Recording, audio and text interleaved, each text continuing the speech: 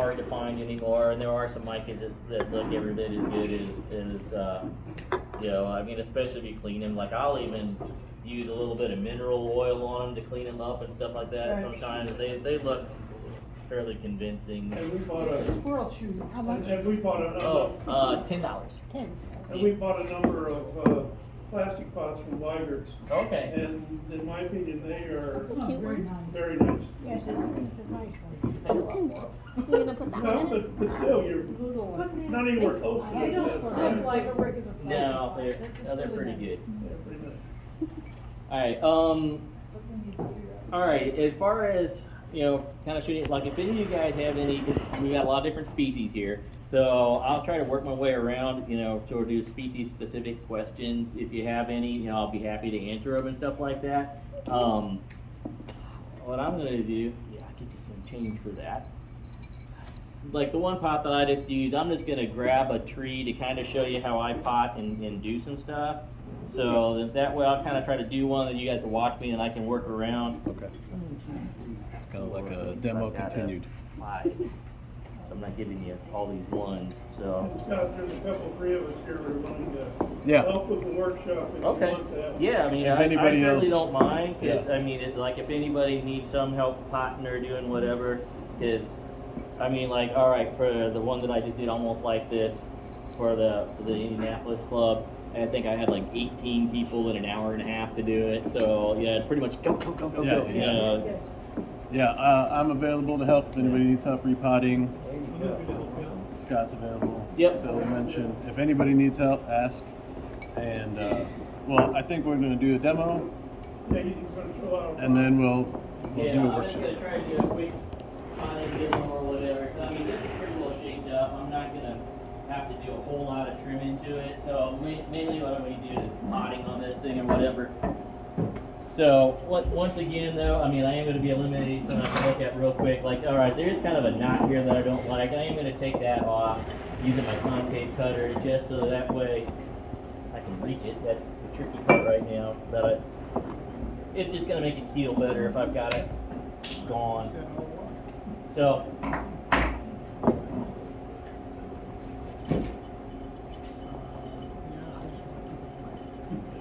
So this one here, when I'm looking at that, you know, just quickly, I think for me, this one is a little too low. I'm gonna get rid of it. I don't like where this one's crossing over. I've got 3 coming out of basically the same place right here. So I am gonna just eliminate a few things quickly that I know I'm not going to ever want or use. I'm gonna round the tree off just a little bit at the top, super quick here. I'm not gonna do any wiring on this one because I'm mainly doing this for the purpose of potting. But so when I'm looking around and spinning around, and you guys certainly do the same thing on your tree, try to find what you would consider to be your best front on the tree. In my case, for this tree that I just grabbed, I think this here, I sort of like this as the front because that's kind of hiding this scar where I just took this cut off, where I'm going to use this for a main apex. I kind of like where these roots are going, so this isn't a bad looking front for me. I'm just picking off the tag off the inside of that. I really don't need that much right now. So okay, so my tree, we've got it all, assuming you guys are all at this point, where you've got your drain and your wire and everything ready to go for people that are going to do that. I'm going to go ahead and get some soil, and of course for your potting stuff, you know, you are welcome to use the soil. This is the same soil that I use on all my trees. So I normally put in a scoop or so. So don't be bashful about using some of that.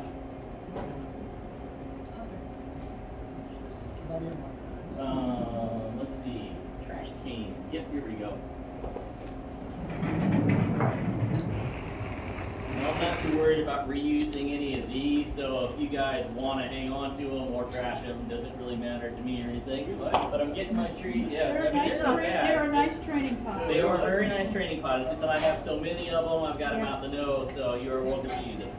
So anyhow, you know, I've got my tree, I'm popping it out of the pot, and I want to comb out, I want to try to eliminate at least 50% of the soil out of here, if not more. Now, And I often try to explain to people when I'm coming on, even though I'm kind of doing this sort of fast, I'm being sort of gentle.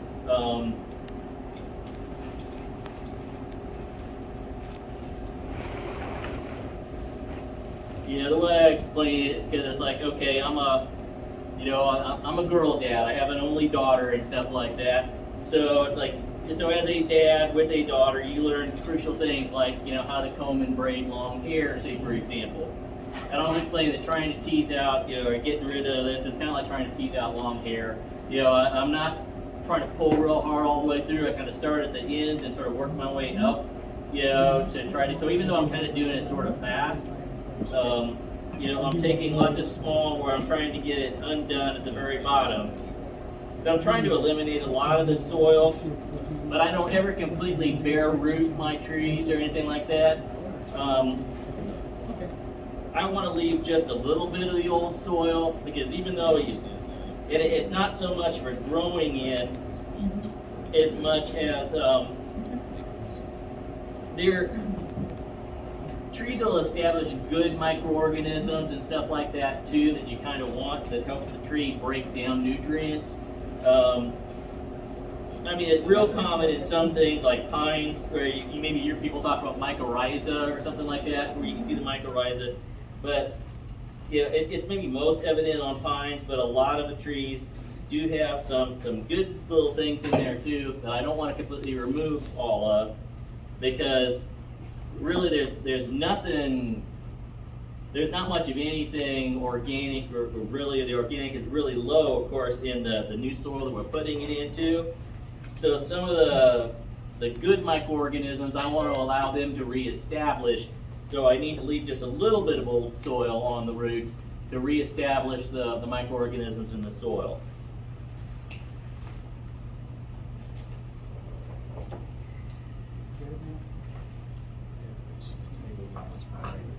And also sometimes with ficus trees or whatever, it is also a good time to defoliate if you want to, you know, or to do some trimming back, because when you think about it, trees, you know, there's a certain balance, you know, between the leaves in the bottom and the leaves on the top and the roots on the bottom. To where if I remove a whole bunch of root, then there's not always enough to sustain the top of the tree. So that's why sometimes in a lot of these, we trim the top and the bottom kind of together. So if I'm taking off 30% of the root ball, it's probably a good idea to take off nearly 30% of the branch. So there's a certain balance there. You know, and that's why a lot of times with other species of trees, why we will work on the roots before, you know, so we can trim them back harder before the tree is woken up, you know, because then they're budding out, you know, and the new roots will form at the same time that the buds are coming out. So there's a little bit more balance, and it's easier on a lot of the deciduous trees and stuff like that. That's why you wouldn't want to try to repot a leafed out maple this time of the year or anything. That's why you should have done it months ago when the tree's just waking up. Now tropicals, you know, a lot of those, like I said, they like getting potted more in the hotter months when they're growing faster. But you also, like I said, it's not uncommon to take off some branches off of the top too, if I'm taking too much root off the bottom. So I'm really not taking off a ton. I mean, on average, I'm trying to get rid of most of the soil, probably 75% of the soil, but then I'm probably cutting back on average, maybe 30% of the root ball. Or if I'm going to do more, I'm going to have to remove more off the top, really. But most of what I've removed off of this tree, more than anything, is just soil. But I am cutting off some of the longer, more straggly roots. So, leaving myself about with, you know, what I got right here. Once again, I'm finding the front of my tree. Now, bonsai, we never want to pot dead center in a pot unless you're using, that's the only exception. You always want to pot them slightly off to the right or to the left, but you want the weight of the tree to kind of drift towards the middle. So, because a tree that, like, I don't want a tree like sitting here and drifting out like this, because this looks all unstable. You know, if I'm going to do it, I'm going to have it off to the side, but then I want to maybe slightly going in a little bit or straight, because to create that sense of balance. Also, the apex, the top of the tree, should be coming slightly forward. So if it's kind of coming back, a lot of times when I repot my tree, I'll try to give my tree a slight forward lean to get my apex coming towards you. Because a lot of times, one of the best explanations I've heard that you want your tree to look like it's coming towards you to try to give you a big hug versus running away from you or whatever. So that's why you want it with its, the forward lower branches coming out, slightly forward, the top of it leaning towards you like somebody wanted to reach out and give you a hug versus somebody trying to get away from you. Well, I've heard like a bowing. Or bowing. Yeah, same thing though. So I take my tree on my soil, kind of sticking it down on the ground, and I'm kind of just rocking it back and forth a little bit to kind of work that soil in. So I've got it worked in. I kind of use my fingers to kind of push down some of the roots, and then I'm gonna usually kind of crisscross my wire, where I'm usually using, say, like my left front going towards my right back, and vice versa. But then also when I kind of know what the front of my tree is, I usually try to do most of my wiring towards what would be considered the back of the tree. So if I have any wire showing, it's going to be sticking out at the back, not at the front.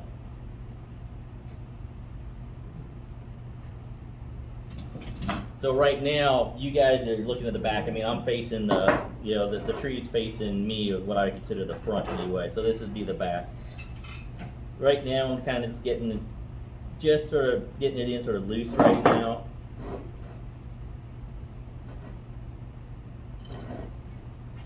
And most of these are going to have good root systems, so you shouldn't have too hard of a time finding some good roots to anchor it. But at the same time, I do this lots of times every week. So, if you need some help trying to find good ways to anchor your tree in, I'll happily go around and help you out. So now that I got it kind of just lightly twisted in, now I'm pulling up on my tree while I'm twisting at the same time. So some of you guys don't have some of these, the pliers that I have or anything like that. You can certainly borrow mine. I'm cool with that.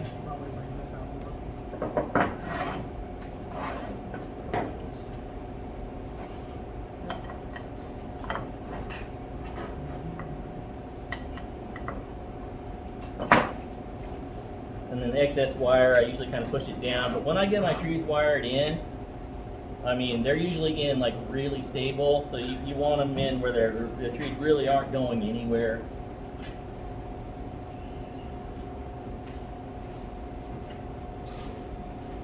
Hey, next question for you guys that normally do we have a place to water these in some? I guess there's a sink over there. Cause the soil that I'm bringing in is bone dry. So yeah, you want to water this in ASAP. Just leave it in the sink long enough to allow it to dry, to drip dry for 5 minutes or whatever. What's your soil composition again? My soil composition that I use, it's a combination. It's pine bark mulch, turfus, and lava rock, about equal thirds of that. Now, my opinion about the two quickest ways to get into an online argument is usually to bring up politics or bonsai soil.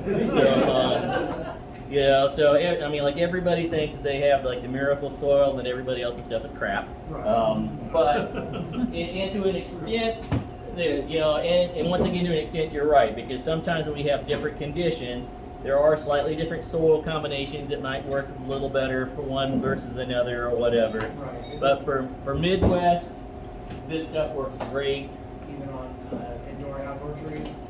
Yeah, I use it. About the only thing that I use something different, there are some people that think that, you have to use Akadama, say, for everything. Yeah. Of which, the reason why the Japanese use Akadama, I mean, it works, but it's also because in Japan it's cheap, but by the time you stick it on a freighter and send it over here and pay for the weight and all the shipping and how many hands it passes through, although it's cheap, in Japan, it becomes very expensive here, and the people who are the biggest people the biggest proponents of Akadama using is the people that are selling the Akadama, as far as I'm concerned.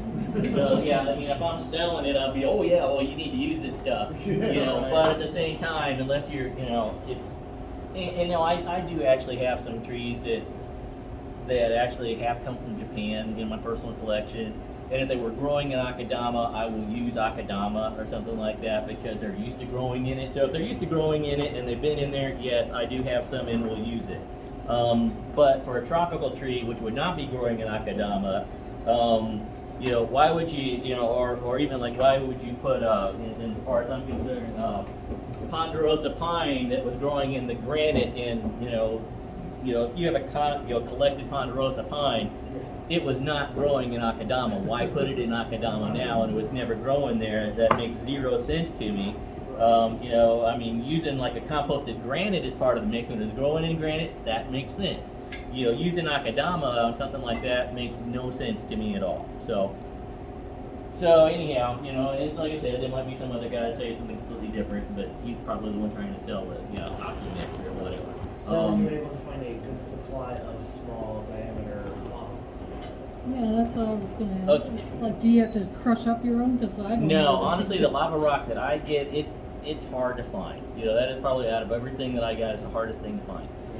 Because the We got out of the weeds for it, I guess you would tell. yeah, I mean, like I usually get a whole bunch of it at once, like several years worth of it at a time. Where I'm getting it right now is, you ever heard of Ken's World of Bonsai? Ken Huth, he's in like East Canton, Ohio, or something like that. He gets a ton of this stuff in, and I just go buy it off of him. You know, there's sometimes that I've had it. I mean, it originates from a company called Colorado Lava Rock. So if you want to buy a ton of it, yeah, you can get it directly from Colorado Lava Rock. You know, usually I mean, Ken gives me a really good deal on it because Ken buys a ton of it, and I'll just buy some off of Ken. But even then, I'm buying, you know, usually enough to fill up the back of my pickup truck to whatever the maximum safe capacity I can hold. You know, that kind of stuff. You know, so I'm usually riding pretty heavy back from Ohio on that. It's already small. Yeah, it's already small. It's crushed like that. It just comes in like 40 or 50 pound bags. You know, about the same size as like softener salt bags, and they weigh about as much as a softener salt bag. You know, that kind of stuff. So I get big bunches of it. The other material is turfus that I use. Turfus is what they actually use for the infields of ball diamonds and stuff. It's the light colored. It's like a baked cracked clay. You got a source of that here. Yeah, pretty much any place. If you got a ball diamond anywhere close to you, you're gonna have a source for that. That's not a problem. We got it at Site One. Yeah, And where? It's a landscape supply place in Champaign. yeah. Which is honestly, that's where I buy mine, is from Site One too. But because there's like 3 or 4 Site One locations in Indy, so I'm buying it from Site One. But yeah, that's the the turfus. The composted pine bark mulch I get from a place that, I mean, they make it and grind it and do it or whatever, but it's about a half hour south. Trimming this stuff? Yeah, oh yeah, I would definitely trim that down. So that's where I'm getting on. So most of the stuff I can get fairly locally and then make my mix, you know, but when I'm mixing it, I mean, I'm using basically like 40-gallon bags, and you know, I mean, all that stuff comes in about the same size of bags, so I'm using equal thirds. And really about the only thing I have to personally sift is I do sift the pine bark mulch out to get it to the size I want, but even then, probably only 15% of it at most that I have to throw out because it's already a really fine mulch, which is why I get it from that particular place. It's not, it's just really good stuff.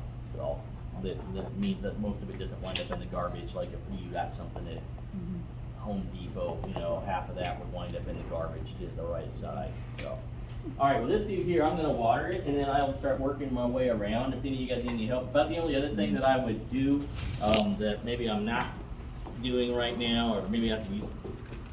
Ordinarily, one of the best things that you do, also when you get it worked in like this, is you don't want to leave any air gaps anywhere in there. So ideally, a chopstick. If you take a chopstick here, I'm using a pencil because I was. Hey, look at that. See, it's like, you know, they give these things away at all the Chinese restaurants, and I have a handful of these, but I just did another workshop at the Indianapolis Club, and I love my chopsticks. So now I got to go out and get fresh chopsticks. Yep. So Scott will be eating Chinese this week. So anyhow, yeah. So it basically doesn't matter. Taking a chopstick or something or a pencil and kind of working around all the way through to make sure your root system is you know, that it's all worked in between the roots, so you don't leave any air gaps. Like so most of these filtration, but every now and then I'll hit a spot where it just go woo, and it goes down really fast, so you know you hit an air gap. So just by circling it up, you know, that'll kind of start working that in. So once you've gone around, you know, a couple of times, and you've got it all worked in, like I said, water these good.